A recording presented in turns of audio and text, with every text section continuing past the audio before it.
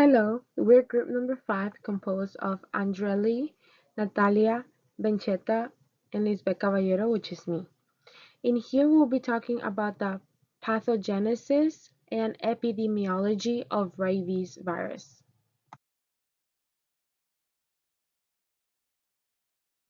First, we'll get started with the introduction to the virus.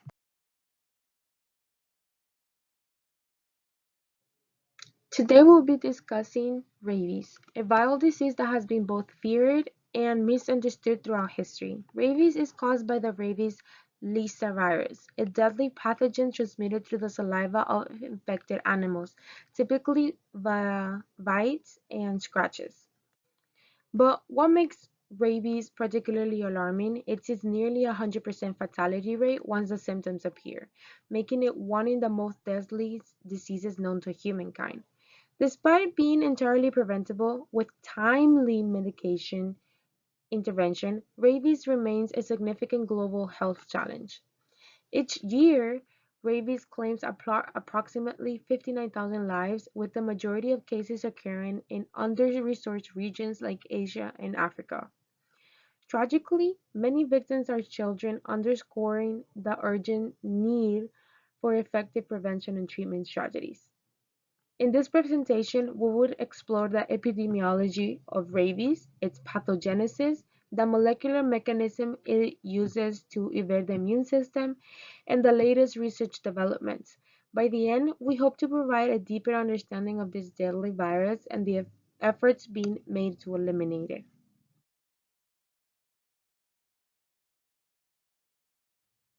So before going over the pathogenesis and epidemiology of the rabies virus, we first have to look into the structure and the characteristics of the virus in order to understand the process and the molecular mechanisms that it goes through. So first, to start off, it is a single-stranded RNA, and it is also a negative sense genome. The size of this virus is 12 kb, and the shape of the virus is rod-like or bullet-shaped.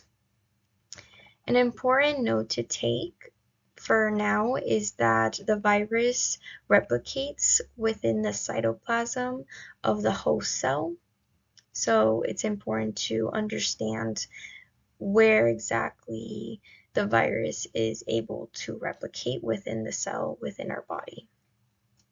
Here we have a diagram of the virus with a lot of proteins labeled on it. Each of these proteins are important because they each play a specific role into the whole process of its pathogenesis. And some of these proteins include the nucleoprotein, the large polymerase protein, the glycoprotein, the phosphoprotein, and the matrix protein.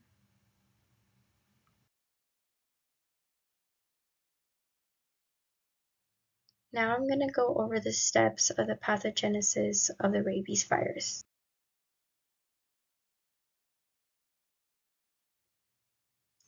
So the virus enters the body usually by a bite or scratch from an infected animal. And after this occurs, the virus will travel through the body and it will travel to the brain. Something about this virus is that it's very neurotropic, which means that it has a high affinity for the central nervous system, which is what it usually goes for and what it usually attacks for. Now, after it attacks the brain, it will cause inflammation, which is also known as encephalitis. And this can disrupt a lot of neural functions, which ultimately is not good and can cause fatality if it's not treated.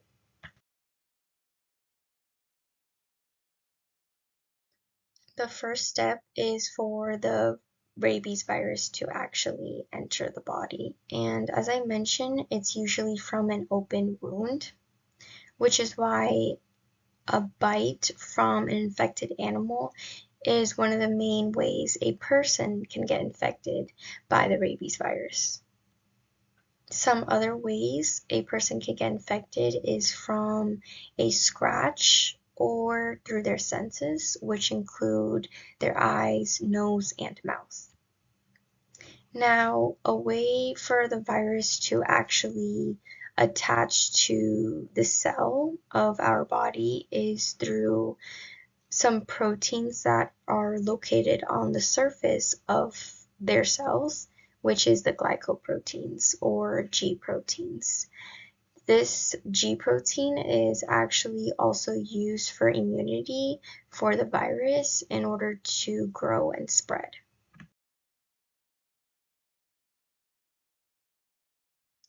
The next step is for replication to take place and also the transcription process to take. So once the rabies virus enters the body into the entry site, it will start a rapid form of the replication process. And this is done from after the attachment of the G protein or the glycoprotein entering and attaching itself to the muscle tissue and the muscle cells of the body.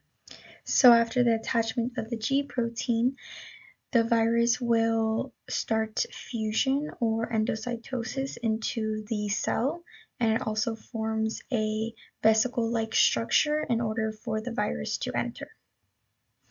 Next, this is where the L protein comes in and does enzymatic functions during the transcription, and the cofactor for the L protein is the P protein, which is the phosphoprotein P.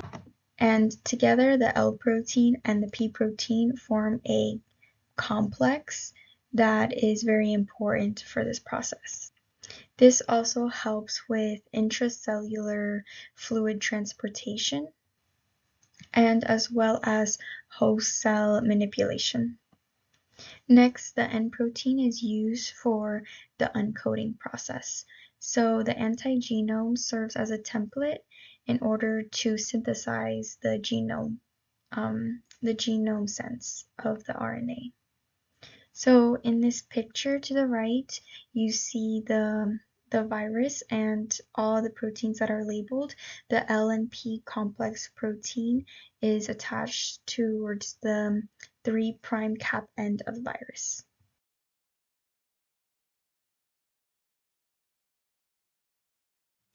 The next step is for the virus to actually travel to the central nervous system.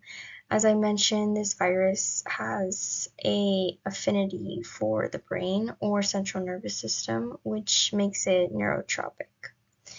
Before reaching the brain, it needs to go through a transportation, which is done through the peripheral nerves. And through junction, it passes along the motor and the sensory nerve cells.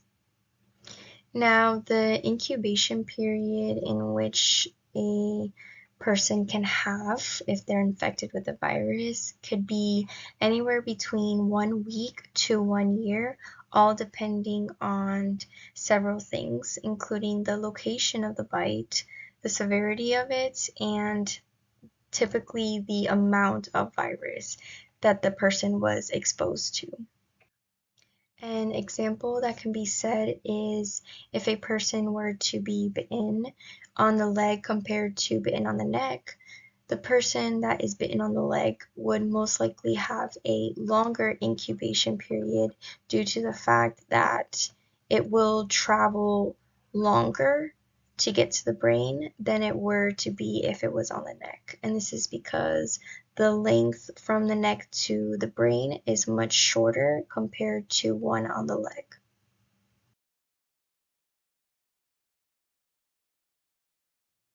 Lastly, the virus can spread after it attacks the central nervous system and the brain, and it could travel through the rest of the organs throughout the body.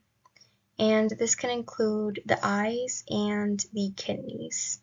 And one of the main organs that is affected that happens after it attacks the central nervous system is the salivary glands. And this makes sense due to the fact that in order to be infected by the virus, we need to be in contact with the virus, usually through saliva.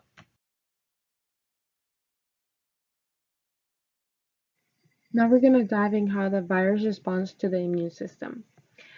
The rabies virus has evolved sophisticated strategies to evade the host immune system. This ensures the survival and the replication of the virus.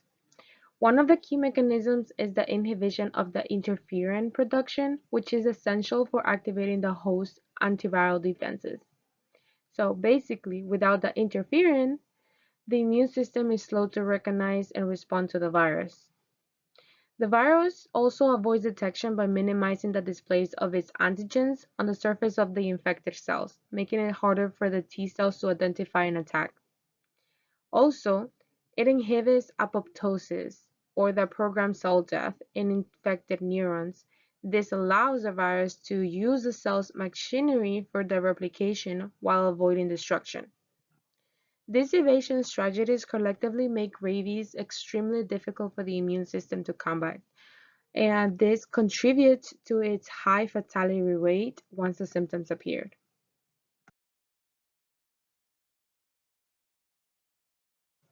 Now we're going to talk about our defense mechanism.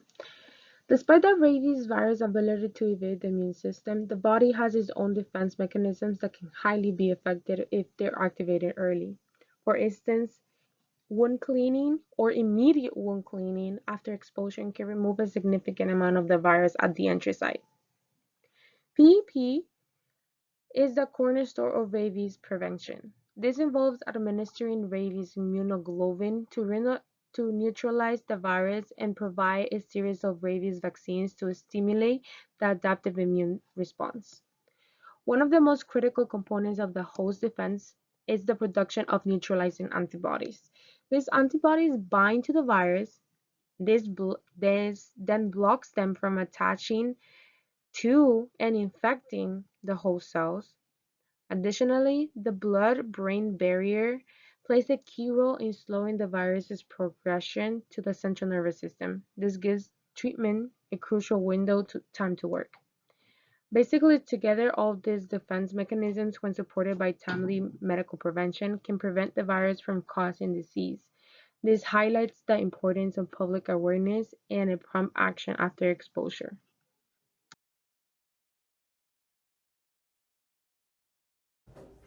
Hello, for the third part of this project, I would like to talk about the epidemiology found in the rabies virus.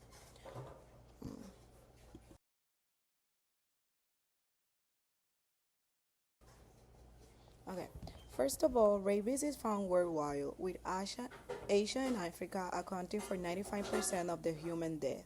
The principal cause of this epidemiology is the high number of dogs. Their main factors globally includes dogs, and in the Americas, I know that there are like bats, raccoons, skunks, and any other and some other animals that serve as significant reservoirs. In India scenarios, stray dogs are growing public health risk, and it's due to the inadequate sterilization and laws prohibiting their culling.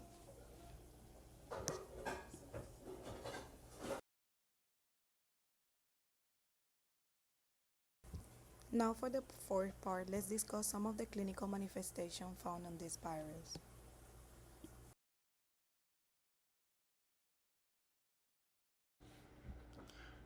To begin, let's clarify that the rabies virus may stay in your body for days or even weeks before entering the neurological system.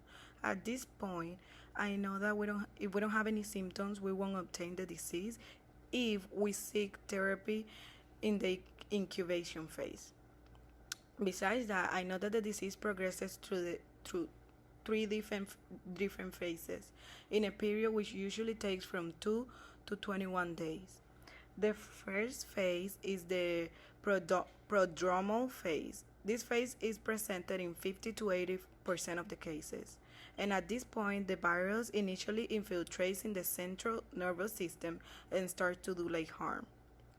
There aren't any effective treatment when rabies reaches this phase. Like I know that the symptoms are fever, headache, irritability, and weakness, and it has a duration of between 2 to 10 days.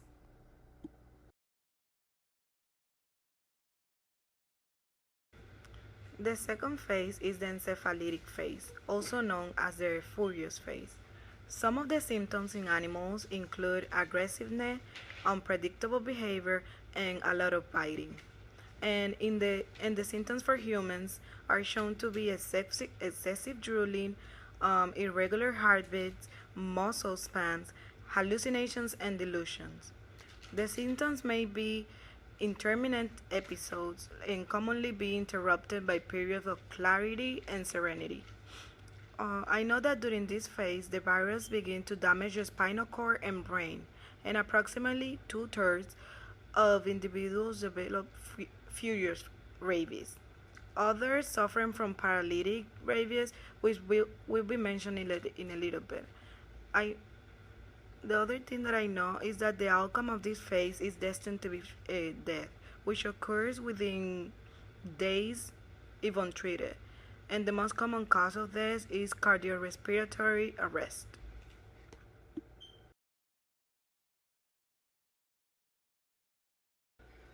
The third and final phase of this disease is the paralytic phase, which is also known as the dumb phase.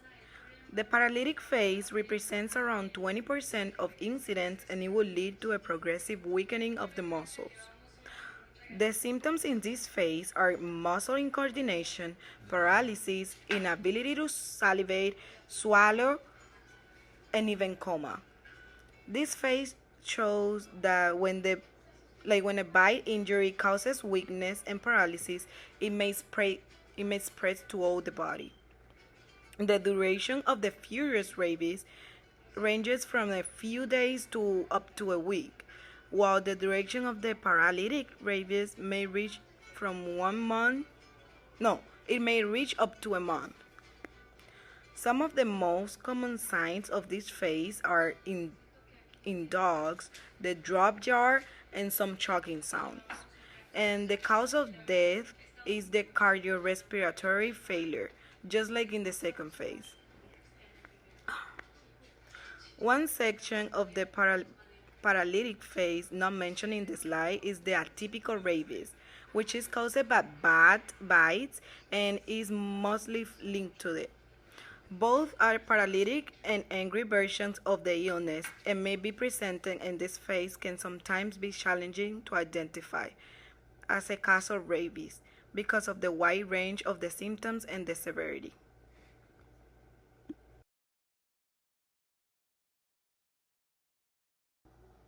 To conclude with the clinical manifestation, here are three different images of the main phases of the virus. For the predominant phase, which is the picture on the left, we could find like we couldn't find like any image that reflected the fever, headache, irritability of an infected animal or human. So I decided to include like more symptoms not shown before in like examples the incubation period and the predominant phase. And some of the extra symptoms include like burning at the side of the pie, sore or swollen throat, nausea, and vomiting.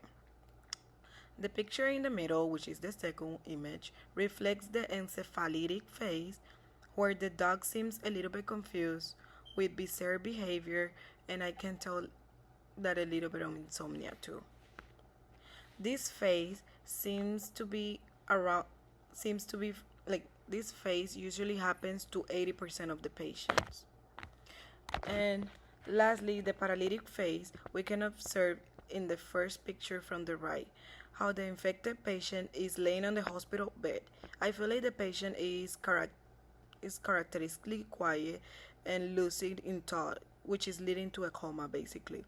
And I know that only 20% of the patients get here, showing a progressive lower motor neuron weakness.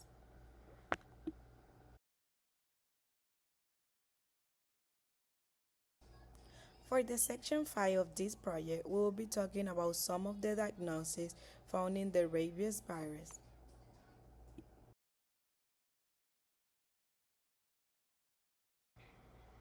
Some of the diagnostic methods include examining neurological signs and laboratory tests. The tests in saliva, serum, spinal fluids, and skin biopsies for rabies virus. Also, the direct fluorescent antibody testing, aka the DAF, on the brain tissue, it relies on the finding that the tissue of animals infected with the rabies virus contain rabies viral proteins or antigen.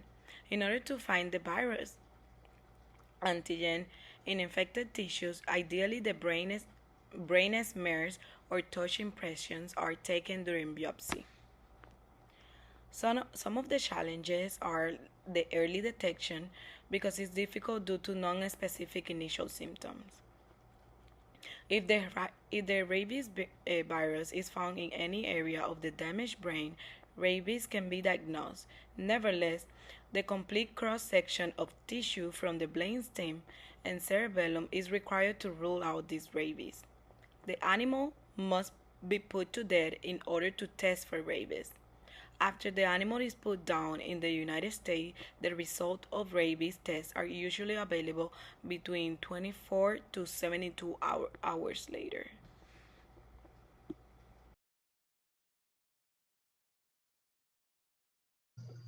For the section number 6 of this project, we will be talking about the prevention and treatments for this virus. We will be talking about the rabies virus prevention and any treatment. The prevention for rabies heavily relies on public awareness campaigns and widespread vaccination programs, particularly in high-risk regions. The PEP is essential for high-risk individuals such as veterinarians and travelers to endemic areas. PEP remains the cornerstone for rabies treatment. Immediate wound washing can reduce the infection of these virus by up to 90%. While rabies immunoglobulin neutralizes the virus at the wound site, innovative PEP strategies like intradermal vaccine delivery are being developed to make the treatment more affordable and accessible. Also, animal vaccination campaigns, especially for dogs, are critical for breaking the transmission cycle. Monoclonal antibodies are emerging as a cost-effective alternative to rabies immunoglobulin, with promising results from clinical trials.